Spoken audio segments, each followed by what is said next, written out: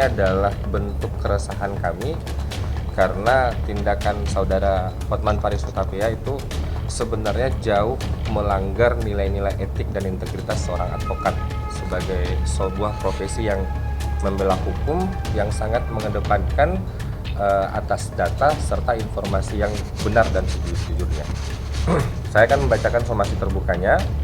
Dengan segala hormat, somasi terbuka ini kami tujukan kepada Hotman Paris Hutapea.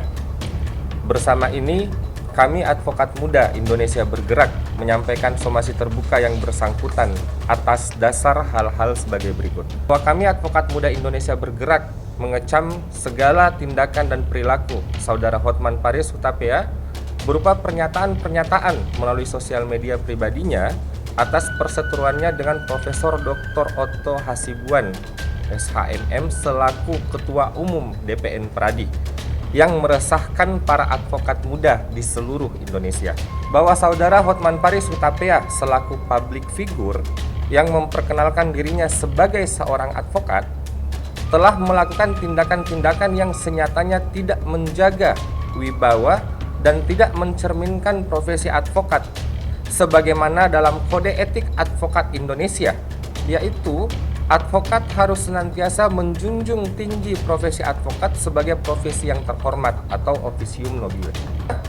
Memposting foto atau video yang tidak sesuai dengan marwah dan nilai seorang advokat, yaitu dengan mempertontonkan tindakan atau sikap dan perilaku dengan menjadikan perempuan sebagai objek pertunjukan. Selain itu, saudara Hotman Paris Hutapea yang menyatakan jika Pradi di bawah kepemimpinan Profesor Dr. Otto Hasibuan, SHMM adalah tidak sah dengan adanya putusan Mahkamah Agung nomor 997 tahun 2002 merupakan pernyataan yang tidak seharusnya diutarakan karena bersifat tuduhan maupun persangkaan, menyesatkan dan kebohongan tanpa adanya bukti yang valid yang merupakan perbuatan melawan hukum.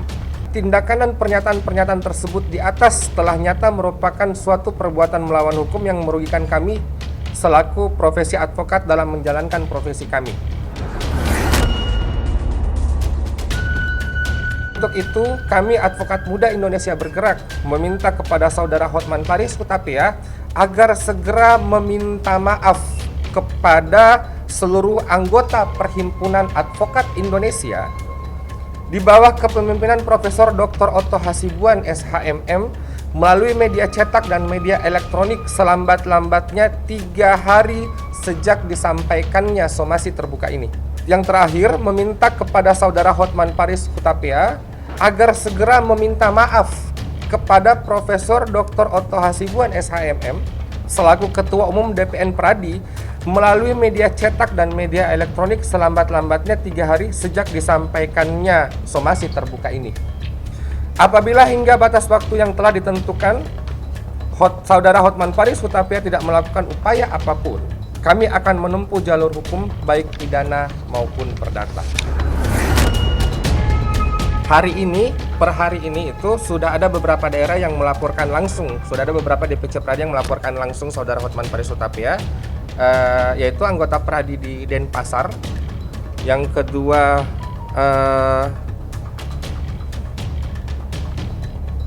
di Sidoarjo hari ini, Sidoarjo dengan Pekanbaru hari ini. Berarti tambahan dengan Bandung yang sudah terlebih dahulu melaporkan beberapa hari sebelumnya. Saya menjelaskan kenapa saya keluar dari Pradi Otto. Ada beberapa alasannya. Sebenarnya sudah lama. Alasan pertama adalah sejak dari awal saya tidak setuju Otto menjabat lagi untuk yang ketiga kalinya. Karena di anggaran dasar yang disahkan oleh Munas hanya boleh 2 kali. Namun ternyata dia menghalalkan segala cara.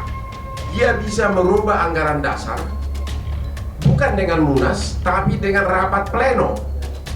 Dan di dalam anggaran dasar yang baru itu disebutkan seolah-olah boleh lebih dari 2 kali asal tidak berturut-turut.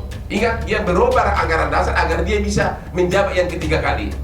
Putusan Pengadilan Negeri Lubukpakam dikuatkan lagi oleh Pengadilan Tinggi Medan yang sangat mengejutkan, kok bisa pas waktunya tanggal 18 April 2022 Mahkamah Agung dengan putusan nomor 977 PDT 2022 tanggal 18 April menguatkan putusan Pengadilan Negeri Lubuk Pakam Pengadilan Tinggi menolak kasasi dari Pradi Oto. Artinya apa?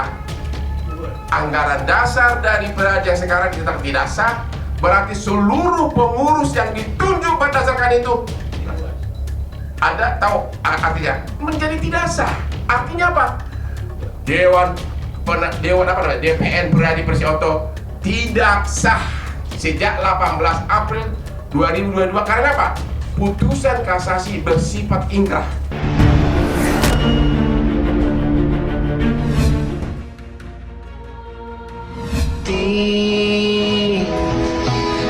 Yah, tutup mulut. Ronaldinho, kau kenapa tutup mulut? Kau kira ganteng? Aku yang aneh sama kalian nih. Lu yang aneh, muka lu tuh kontrol. Tuh aneh tuh, aneh. Baru umur jagung bro, baru tumbuh, udah tahu distract orang. Lu cuma ini. Andika udah gini bro. Tapi gue mau ngasih selamat bro buat Sidannya. Lu udah nyampe ke 1 juta subscriber dari 5 juta. Babang tampan gini. Begitu ngeliat jujur kan, gua agak kecewa.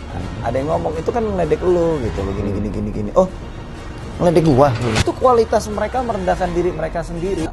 Apa yang dilakuin sama dia sekarang tuh tergantung diri dia kan ya. Maksudnya dia kan sudah memulainya dan dia juga yang harus mengakhirinya kan gitu. Tapi menurut gua sih wajar ya. Oke, wajar kan? Bukan. Wajar mungkin mereka pengen apa ya? Pengen nyetop keadaan kali ya karena berita terlalu lebar kemana-mana.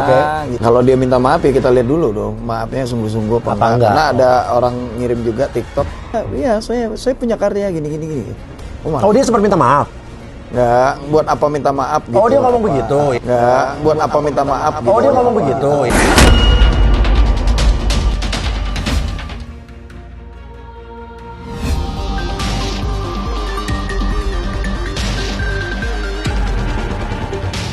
Cika sendiri di situ ngejelasin kalau Bang Putra hanya memisahkan.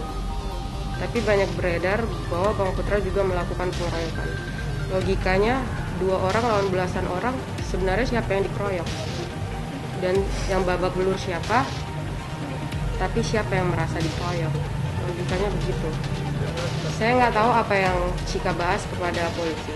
Cuman yang di DM Cika itu katanya itu benar kejadiannya seperti itu. Cuman selalu ada yang dekat sama Cika untuk diam gitu, kayak ada selalu yang dempetin Cika. Jadi dia Cika nyampein maafnya lewat DM. Komunikasinya aku sebenarnya udah izin sama Cika, aku izin share tentang DM kamu. Karena di sini ini sebenarnya kamu nyampein ini ke orang lain, bukan berita-berita yang buruk yang di media luar sana, saya bilang gitu.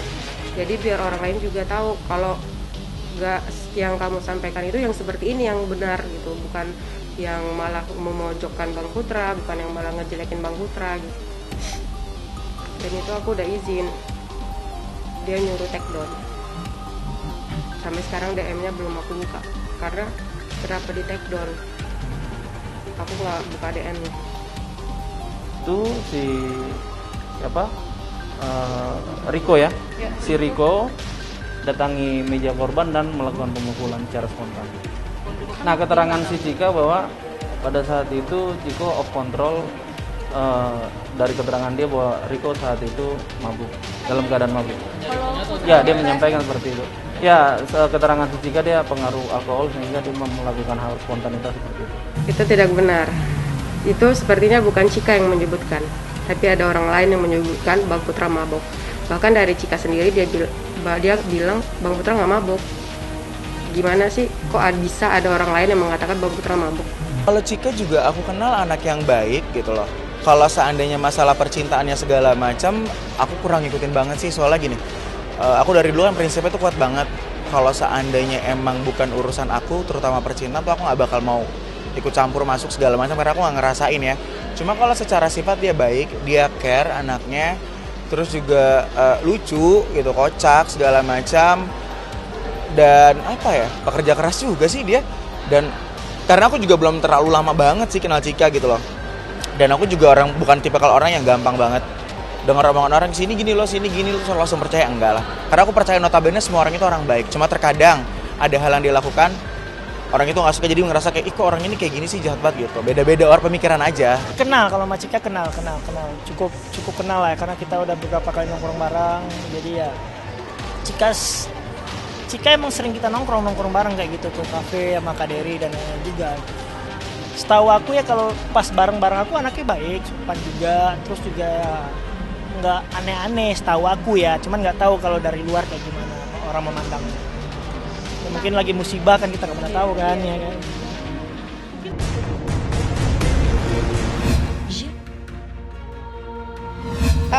Aku kurang paham ya masalah bagaimana Gali dulu mendidik anaknya gitu. Pokoknya sih harapan aku semoga pasti akan ada jalan untuk bisa ketemu, tapi lebih ini aja lah, lebih kalau aku bilang Gali harus datang, apa ya, keberaniannya untuk bisa bersilaturahmi juga kan, mau lihat anak. Jadi menurut aku sih nggak usah pakai media lah, tunjukkan aja keseriusannya dia kalau mau lihat anak. Karena setahu aku mau lihat anak, tapi kenyataannya tidak pernah ada telepon yang masuk untuk melihat anak. Apa? Tidak pernah ada actionnya? Nggak ada actionnya gitu. Jadi aku ngeliatnya cuma lucu aja gitu, kok Gali kayaknya kepengen banget lihat anak, tapi kenyataannya nggak pernah datang atau menunjukkan SMS-nya dia mau datang. Telepon Fairuz atau Sony sendiri nggak ada? Nggak ada, sama sekali nggak ada. Ya itu sangat disayangkan. Kalau emang bener-bener kangen sama anak, pengen lihat anak, ya harus menunjukkan keinginan dia yang sebenarnya lah gitu. Kalau menunjukkan cuma di TV-TV aja kan, jadi nggak ada action, sama aja bohong gitu ya. Aku gitu. Jadi datang aja secara baik-baik, dan aku rasa kayak sama Sony terbuka kok. Nggak ada masalah, nggak ada masalah. Aman aja. Pintu terbuka tanpa syarat. Kalau aku sih meragukannya begini ya, maaf, punten, bukannya Gali tidak bisa mendidik anak. Anak ini kan masih dalam tahap pertumbuhan, masih dalam proses pendidikan pertumbuhan. Nah, mungkin ada saatnya nanti kalau sudah dewasa, pasnya sudah kuat, mungkin saya takutnya maksudnya yang ini didiknya begini, yang ini didiknya begini, ntar anaknya jadi bingung. Mendingan anaknya tumbuh dewasa yang benar-benar sudah matang, insya Allah. Itu pendapat aku ya, mungkin pendapat aku salah, tapi aku takut anak ini nantinya akan jadi bingung dengan cara mendidik, kok yang ini mendidiknya santai, yang ini kok mendidiknya sangat ini gitu ya. Jadi menurut aku lebih baik untuk kebaikan anak ini sendiri, biarkanlah Fas tumbuh dulu ya kan, dalam pendidik, dalam naungan ibu dan Sony. Nanti kalau anaknya juga sendiri sudah mau ya silakan. Menurut aku Fas ini masih dalam masa pertumbuhan, masa dimana dia memang harus benar-benar diajarkan yang gini, karena namanya anak kecil kan suka terkadang-kadang belum stabil gitu. Jadi kalau aku bilang wah dia harus, karena aku punya pengalaman teman aku yang seumur Fas, nanti diambil sana, diambil sini, diambil sana, di sini, pulang dari rumah sini ngambek gitu loh. Jadi aku tuh pengalaman banget melihat seperti itu gitu. Contoh dari temen aku seperti itu gitu. Jadi setelah pindah ke sana pas pulang itu jadi berubah gitu. Makanya untuk sekarang dibiarkan aja dulu.